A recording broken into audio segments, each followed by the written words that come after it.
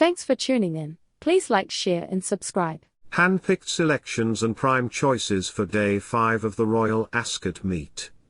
Race number 1, Chesham Stakes. Pearls and Rubies and Content are undoubtedly strong contenders, as they are well-bred fillies from a yard with an excellent track record in the Chesham. Their pedigree suggests they have immense potential for success at Royal Ascot. However, let's not overlook the other promising runners, particularly Golden Mind, who has shown great progress and possesses significant Royal Ascot potential. La Garida is a compelling second choice based on form, while Namonti and Snellen, both Irish maiden winners, have the potential to make significant strides.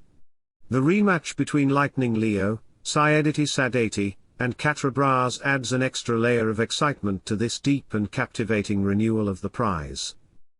Namonti caught my attention with her impressive performance at the Curragh last month. She displayed an impressive turn of foot and seemed like a filly who would benefit from a longer distance.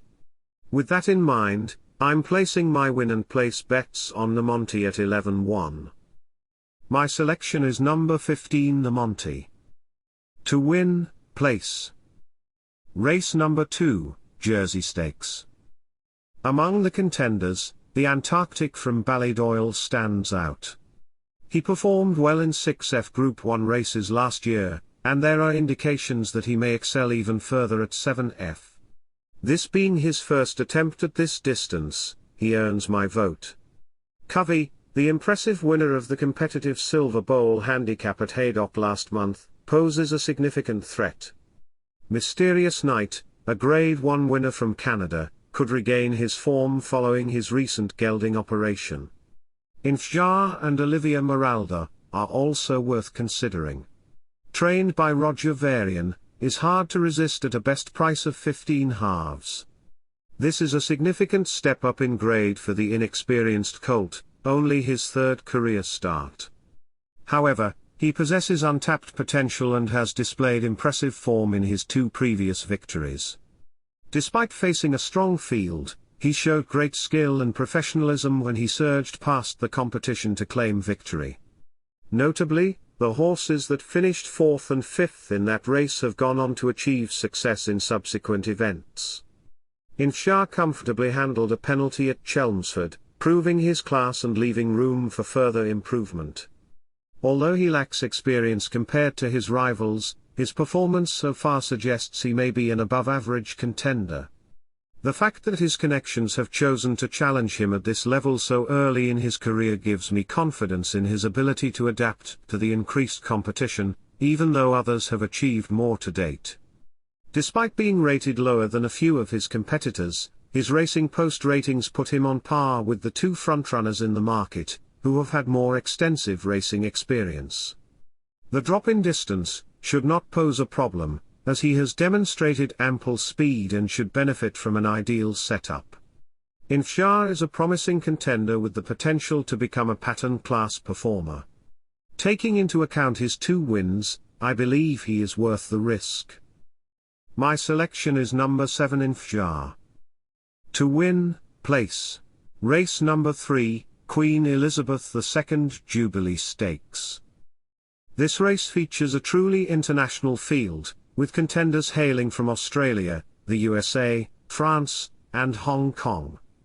However, the victory may very well go to Al Suhail from Charlie Appleby's Newmarket stable, which has already claimed this title 3 times in the last 5 years. The thriving 6-year-old gelding, previously campaigned as a miler, has found his true potential at 7F. His dominant performance in the Alquaz Sprint at Maidon in March suggests that 6F could now be his ideal distance. Highfield Princess, who was unlucky in the King's Stand earlier in the week, is a strong second choice. Last year's 3rd-place finisher, Artorias, is also a formidable contender, while Wellington, the Hong Kong Raider, could pose a threat if he brings his best form from Chart into Ascot. Other contenders worth considering include Big Invasion, who is making his British debut, and the returning Sacred, Kinross, and course specialist Rohan. Rohan, a very talented gelding trained by David Evans and ridden by Adam Kirby, has an impressive track record here, having won 4 races over this course and distance. He secured the Wokingham title in the last 2 seasons and also triumphed in a Group 3 race in October. Although he faced a setback at Salisbury in his recent race, I anticipate that he will overcome that performance and deliver a strong performance in this race. My selection is number 10 Rohan. To win, place. Race number 4, Hardwick Stakes. Freewind, a productive mare, has demonstrated exceptional form since stepping up to Group 2 level, winning all 3 of her races. With a £3 allowance advantage against the male competitors, she is poised to extend her winning streak. The step back up to 1M4F should suit her well, and there is a strong indication she can achieve even higher ratings. Pookham, who showcased his high-class ability with a victory at Sandown, poses a formidable challenge. Deauville Legend and Changing Off Guard, both showing potential for further progress, are interesting contenders. While Piledriver has the ability to play a significant role, this reappearance run may serve as a warm-up for him. Pookham is undoubtedly the horse to beat in this race, but I'm inclined to back Deauville Legend each way. He stays well over this distance and will be ridden patiently, making him a strong contender to pick up the pieces. Furthermore, he has already won a couple of group races and finished 4th in last year's Melbourne Cup, displaying solid form. My selection is number 3 Deauville Legend. To win, place. Race number 5, Wokingham Stakes. The tightly contested group of sprinters, including Fresh, Summergand, and Mr. Wagyu, has consistently performed well in top-level sprints. Kings Lynn, who has a strong track record in this race, is another notable contender.